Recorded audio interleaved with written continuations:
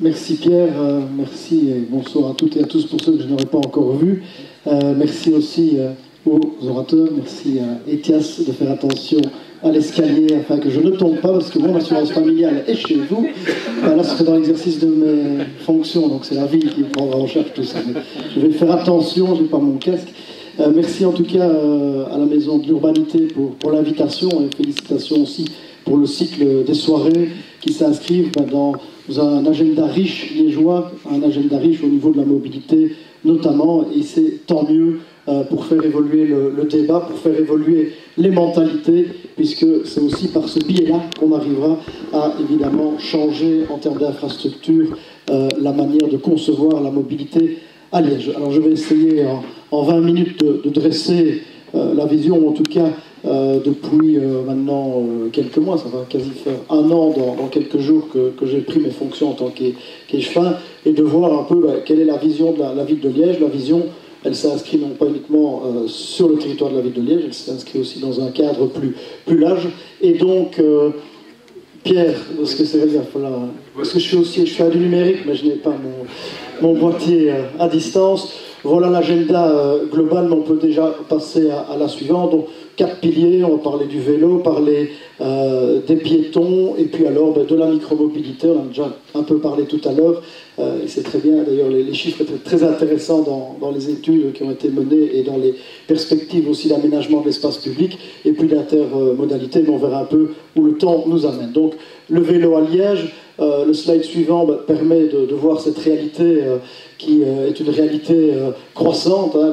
Le nombre de cyclistes a quadruplé en 10 ans, triplé en 5 ans. On aura bientôt le prochain comptage, donc il y en a plus ou moins tous les 6 mois ou 3 mois sur Liège, un comptage qui a été fait avec une méthodologie que l'on déploie d'année en année. Maintenant, on aura d'autres moyens aussi pour compter les cyclistes et l'évolution de ceux-ci. Mais enfin, il y a déjà ce comptage-là qui a le mérite d'exister. Je me réjouis d'avoir les prochains résultats. Mais je pense que même en termes de perception, même ceux qui ne sont pas cyclistes au quotidien, ceux qui pratiquent la ville, voient qu'il y a de plus en plus de cyclistes sur notre territoire. 35% des Liégeois roulent à vélo, 5,4% dans le cadre d'un déplacement plus quotidien des vélos, des cyclistes quotidiens. Point vélo de Liège, c'est un chiffre qui montre la vitalité du vélo à Liège, le plus fréquenté de Wallonie. Il y en a un pour le moment à Liège, j'espère qu'il y en aura d'autres dans les prochains mois, les prochaines années. Le réseau cyclable, 74 km, c'est évidemment pas assez, mais voilà, on a un chiffre, comme ça on verra comment il va bien évoluer les prochaines années. 4000 locations de vélocité, là aussi c'est un programme qui a été engagé depuis de nombreuses années par la ville de Liège, donc on a eu aussi l'occasion de le consolider, et c'est un chiffre aussi important au niveau des actes de location de vélocité. Et puis alors l'émergence des vélos électriques, je pense que les chiffres d'Etias au niveau du nombre d'achats de vélos et de vélos électriques, ce que Jean-Paul a expliqué aussi avec la cuvette qui n'est plus une cuvette, montre aussi que toute cette explosion-là, et malheureusement aussi les vols, les statistiques de vol montrent aussi malheureusement qu'il y a de plus en plus de vélos électriques, et donc c'est un phénomène, c'est une technologie qu'il faut accompagner. Slide suivant, je pense que les prochains, c'est d'expliquer ce contexte favorable à la mobilité douce sur le territoire de la ville de Liège. La place de la voiture, je trouve que le débat, moi je suis conseiller communal depuis 20 ans, 18-19 ans maintenant, il a fortement évolué, et personnellement aussi, j'ai évolué dans la manière de concevoir la voiture, dans mon usage personnel, et puis aussi dans l'appropriation de l'espace public. Et donc, cette place de la voiture, elle évolue, et il suffit d'aller voir dans les actes du conseil communal la manière dont les débats ont évolué est assez importante. Faire de Liège une ville cyclable et piétonne, c'est quelque chose qui revient aussi souvent dans les débats. Les investissements dans les infrastructures, le stationnement, tous ces points-là ils reviendront dans les différents plans qui ont été établis, mais chaque fois avec ce leitmotiv de réussir la transition écologique, climatique, et surtout aussi d'améliorer la qualité de l'air en ville. Slide suivant, c'est le plan urbain de mobilité. On l'a voté au conseil communal le 4 février de cette année, et il a été approuvé par le gouvernement wallon. Donc c'est un plan urbain de mobilité qui a l'avantage d'être un plan urbain de mobilité qui couvre les 24 communes de l'arrondissement de Liège. C'est assez novateur en termes de partage d'une politique urbaine de mobilité à 24 communes, parce que elle a été adoptée, ce plan a été adopté par 23 des 24 communes.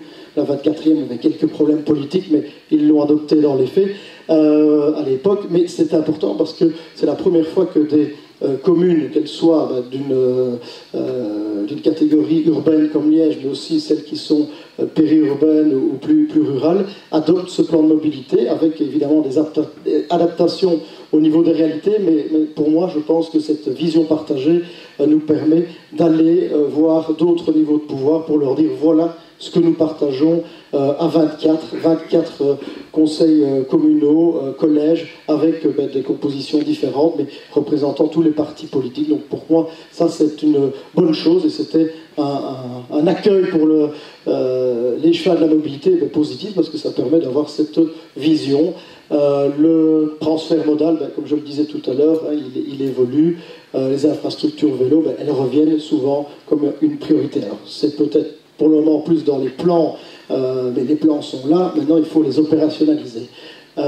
Slide suivant, même chose au niveau en tout cas ici c'est au niveau de l'infrastructure, donc les 15 corridors vélo. Alors ne me demandez pas dans les détails les corridors vélo, ils sont encore en train d'être étudiés, certains sont déjà bien engagés. J'ai vu aussi que l'ASPI était dans la salle avec Fabienne tout à l'heure, et la ville de Liège sont en train de déterminer ce corridor vélo structurant qui va longer l'axe du tram, donc cet axe qui ira du Val-de-Noix jusqu'au Coron-Meuse, et donc c'est important parce que c'est vraiment là une dorsale importante, mais ce ne sera évidemment pas suffisant parce qu'il y aura toutes ces traversantes, et donc pour le moment on peut se dire que certains aménagements sont en effet plic-ploc comme ça sur le territoire, mais il y a quand même eu ces investissements d'opportunité qui permettaient de les engager parce qu'il y avait des budgets, qu'il y avait des budgets ou qu'il y avait toute une série de décisions qui succédaient. Maintenant il va falloir connecter tous ces morceaux, créer des véritables corridors vélo sur le territoire. Et donc il y a là dans le plan urbain de mobilité 15 corridors qui ont été établis.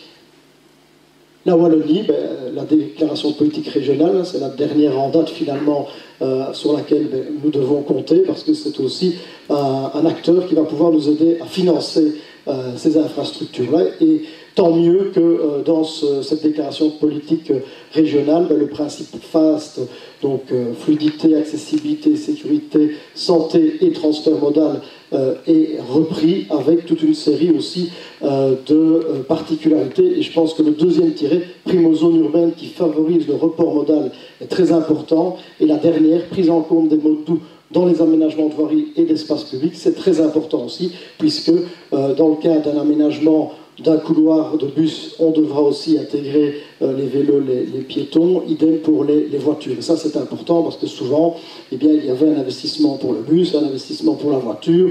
Parfois, on met un peu des investissements vélo, plic-ploc. Ici, il y a une cohérence qui est demandée par le pouvoir politique et subsidiant. C'est pas plus mal.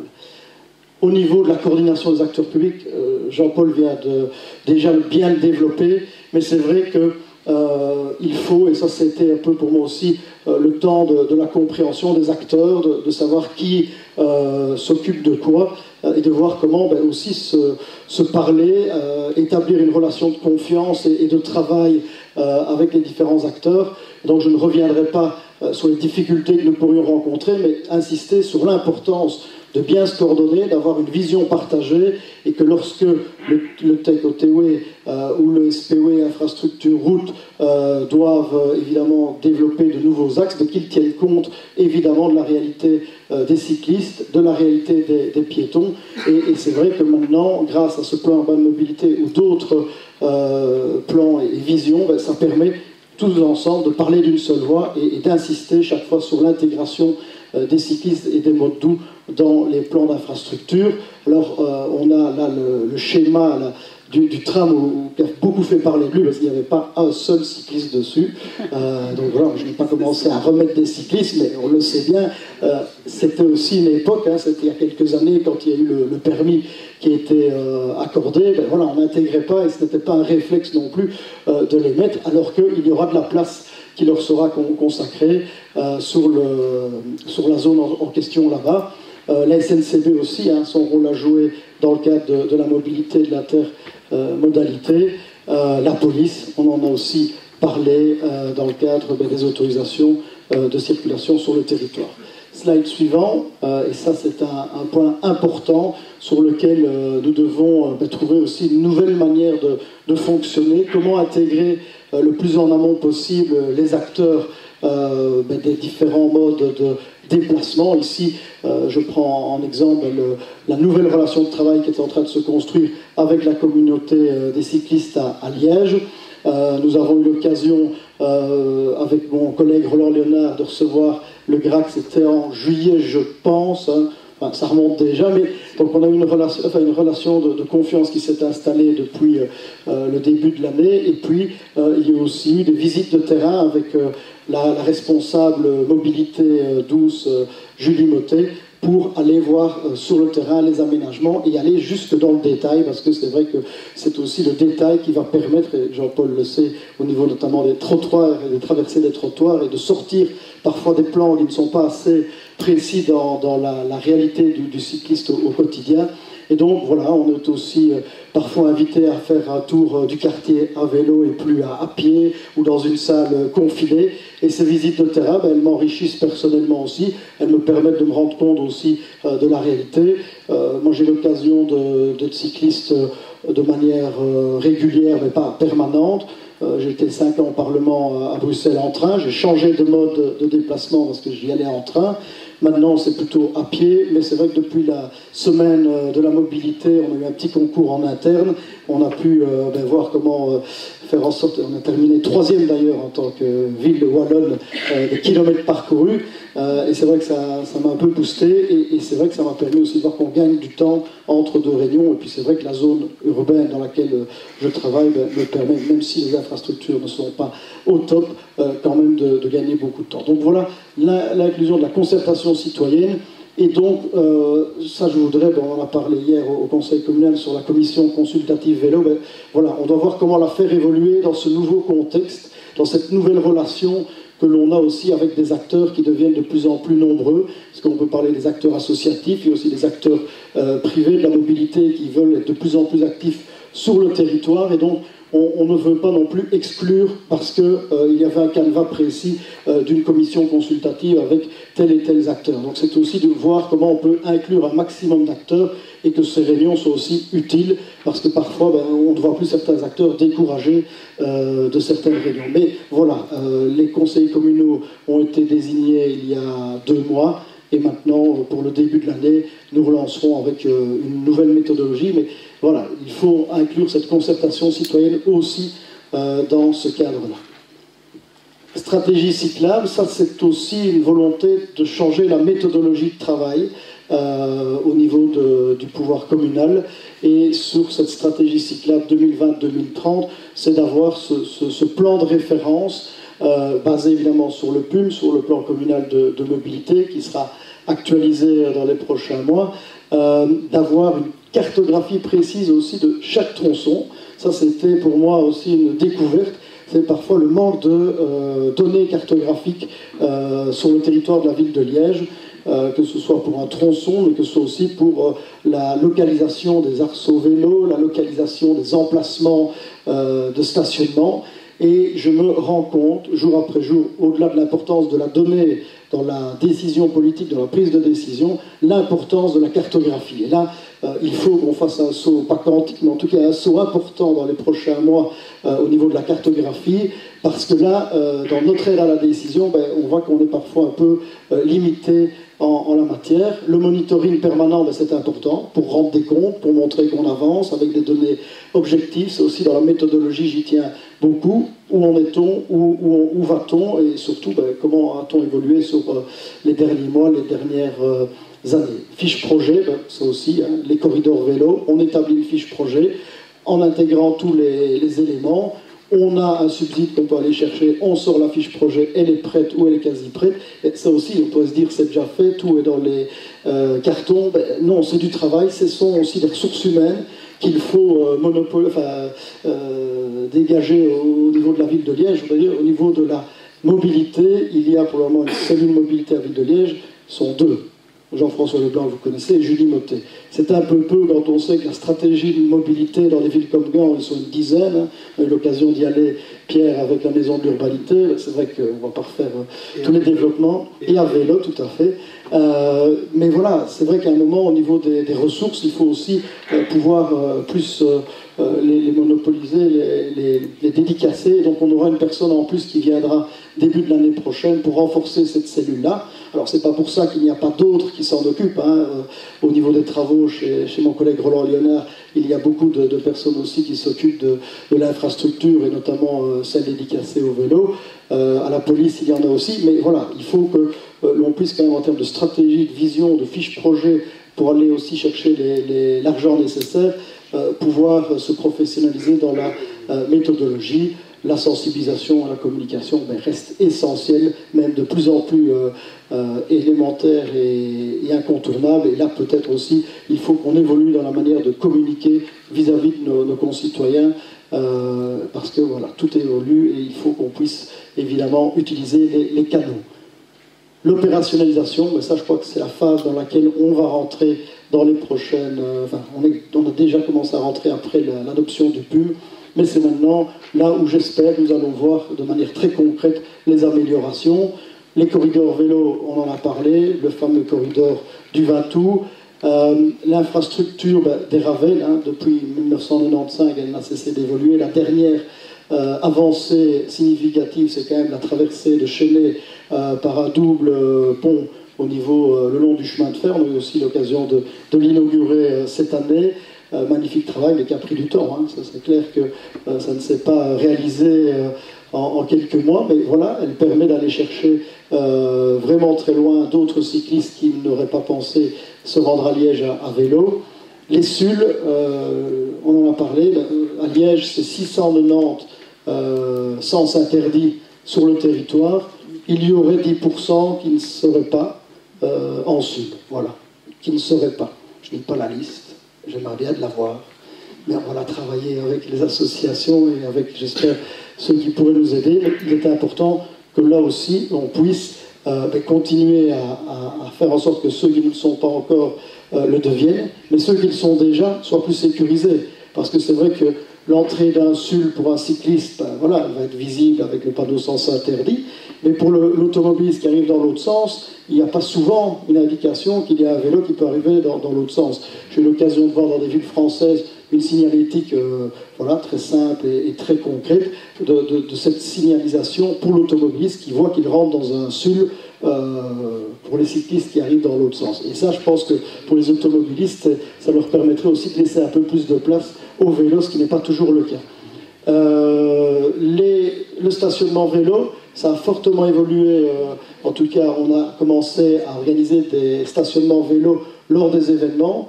On l'a fait notamment pour le 15 août et pour la foire de Liège. Alors je ne dis pas qu'il y avait beaucoup de vélos lors de la foire de Liège, mais on a le mérite au moins d'avoir mis 2 emplacements vélos qui étaient situés boulevard Pierrecot et du côté de l'avenue Blondel, avec quand même, je pense qu'il y avait 200...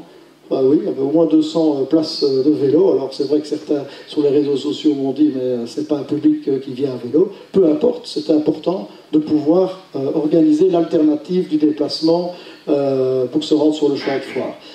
Donc on a évalué, c'est vrai qu'il n'y avait pas beaucoup de monde, mais c'est pas pour ça qu'on ne va pas le refaire.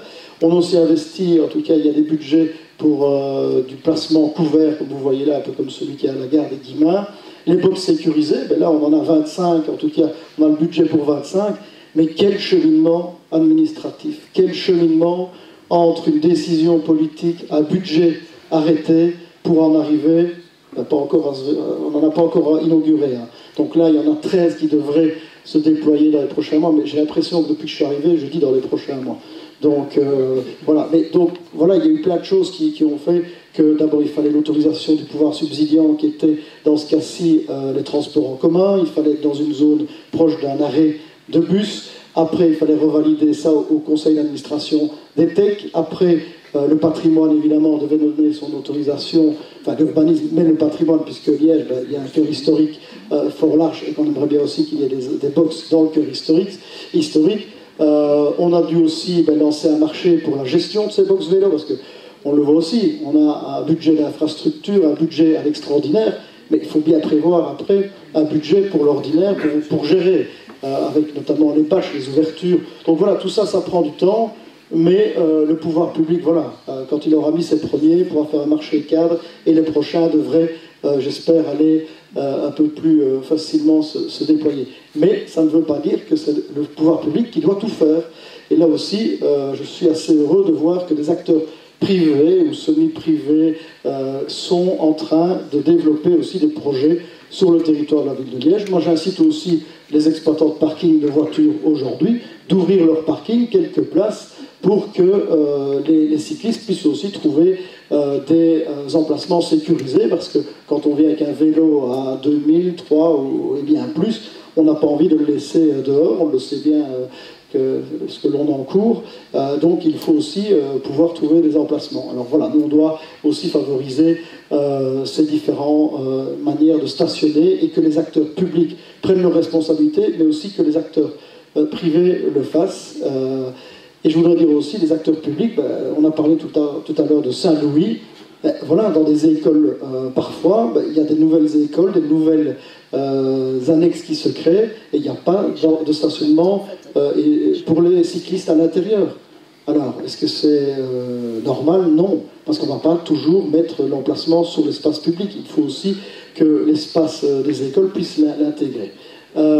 Renforcement de la flotte, on a continué sur Vélocité, on a aussi souhaité élargir la gamme avec des vélos électriques, mais aussi des accessoires pour les enfants, pour les familles, des vélos pour les plus petits, pour ne pas avoir une gamme simplement XL et large ou médium. Donc on a aussi pour les grandes gens comme Jean-Paul, mais aussi comme les petites pour moi, et pour les plus petits.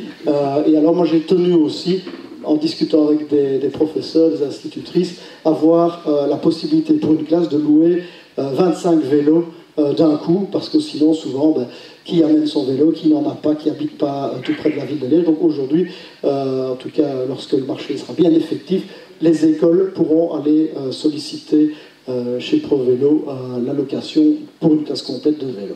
Voilà, je parlais tout à l'heure du shift modal, mais ça c'est un combat de tous les jours. La communication, j'en ai parlé aussi, c'est très important. Elle vient en appui des actes concrets, mais il faut communiquer, et il faut évidemment aussi, les brevets cyclistes, Jean-Paul a rappelé l'importance pour permettre à ceux qui ne connaissent pas l'environnement urbain de pouvoir se mouvoir. Et nous devons aussi évoluer dans le cadre des manifestations. Ça, c'est important. Je vais parler avec les parkings vélos. Le piéton à Liège, et oui, il ne faut pas l'oublier. C'est d'ailleurs dans la hiérarchie le premier, dans le principe stop. Hein, c'est d'abord le piéton, et puis le transport en commun, les cyclistes, et puis les voitures partagées, les voitures privées. D'abord, et puis les transports en commun. Piéton, vélo, transport en commun. Oui, c'est ce que j'ai dit, non? Mais c'était pour voir si t'écoutais, merci. Alors, le piéton, donc les déplacements les plus importants en ville, hein, 40% uniquement à pied dans l'hypercentre, ça c'est clair que c'est le déplacement qui est évidemment à soutenir, hein, le socle de l'urbanité, comme le disent beaucoup d'aménageurs. Et donc nous devons évidemment veiller à ce que le piéton trouve sa place. Et dans l'espace public, c'est vrai, il est sous tension. Il y a beaucoup de choses qui viennent s'intégrer sur l'espace public. Hein, on va reparler tout à l'heure des trottinettes, mais aussi des voitures, les vélos. Et donc, comment aménager cet espace public pour faire en sorte qu'il y ait la meilleure cohabitation possible. Je vois que le temps passe.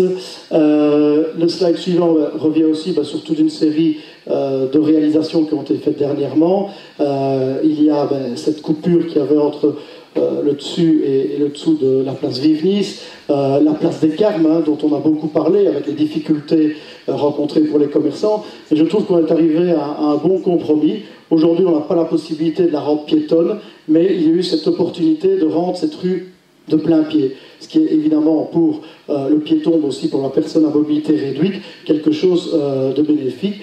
Et donc, on a pu aussi réaménager avec des emplacements pour les vélos, pour les voitures, mais alors plutôt des voitures en rotation, style shop and drive, espace de livraison, place PMR. Donc ça, la place des Carmes, enfin la rue des Carmes, est pour moi un exemple d'une rue qui a pu s'adapter et surtout évoluer avec les nouvelles manières de stationner, de se déplacer.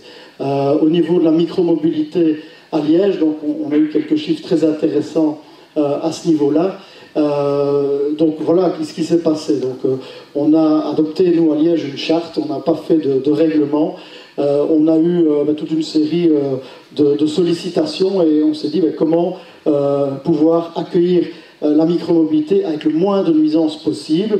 On voyait ce qui se passait à Paris, on voyait ce qui se passait à Bruxelles, et donc on a repris les éléments de règlement de charte qu'il y avait dans les autres villes, on les a intégrés dans une charte, donc qui n'est pas contraignante, mais qui a eu le mérite au moins de mettre noir sur blanc la manière dont on voulait accueillir sur notre territoire la micromobilité, tout en sachant qu'on était un peu aussi dans l'inconnu, puisque c'est une nouvelle manière de se déplacer dans les villes, et donc la ville de Liège a répondu présent, et surtout a essayé de limiter, alors je ne dis pas que c'est parfait, qu'il ne va pas falloir évoluer notamment avec les drop zones, avec d'autres concepts, mais je pense que dans l'évolution aussi, et la manière d'accueillir ce genre de demande citoyenne, eh bien nous avons cadenassé, donc les opérateurs n'ont pas pu venir avec plus de 150 trottinettes. Donc il y a eu 3 opérateurs, il n'y en a plus que 2, et donc c'était maximum 300 trottinettes. Je rappelle qu'à Bruxelles ou à Paris, toute proportion gardée, c'était 10-15 000 trottinettes avec beaucoup plus d'acteurs. Et ça a eu le mérite aussi pour nous d'avoir un contact direct avec les représentants des 2 sociétés en question, et de pouvoir établir un dialogue de confiance et de travail avec eux, et notamment dans l'échange des données, dans l'échange des évolutions, eh bien on a ce dialogue constructif qui s'est créé, et donc ça c'est important de le souligner. Et voilà, on a l'occasion de rencontrer aussi d'autres acteurs. Là c'est la petite voiture blanche, c'est la taille d'un scooter, des nouveaux services avec des engins qu'on connaît mais qui sont utilisés de manière partagée. Voilà, une ville comme Liège est attractive pour ces sociétés-là qui viennent vers nous. Voilà, on ne veut pas leur fermer la porte parce qu'on pense qu'il y a des opportunités, mais on ne veut pas qu'ils viennent à n'importe quel prix sur un espace public de plus en plus limité et convoité et sous pression. On a aussi souhaité mener une campagne de sensibilisation, de respect mutuel au niveau des usagers, notamment des gens qui utilisent les trottinettes par rapport à l'espace et les piétons essentiellement. On a mis aussi en place des zones d'exclusion, que ce soit de manière définitive ou de manière temporaire lors du 15 août ou lors de la foire. Et puis alors, on a aussi établi un échange d'informations, de données entre les opérateurs, et ça c'est important pour nous de mieux connaître notre territoire, savoir s'il y a ou pas une utilité de continuer à le développer. Et alors le dernier slide, c'est l'intermodalité à Liège de demain, avec évidemment la place pour les différents modes de transport. Je sais, il n'y a pas assez de vélos sur la photo, je m'en excuse, mais en tout cas, voilà, le tram, on espère le BHNS en dessous, qui montera sur le plateau, les piétons, les espaces de pied, la gare, je suppose, derrière, et je suis un fervent défenseur de l'intermodalité.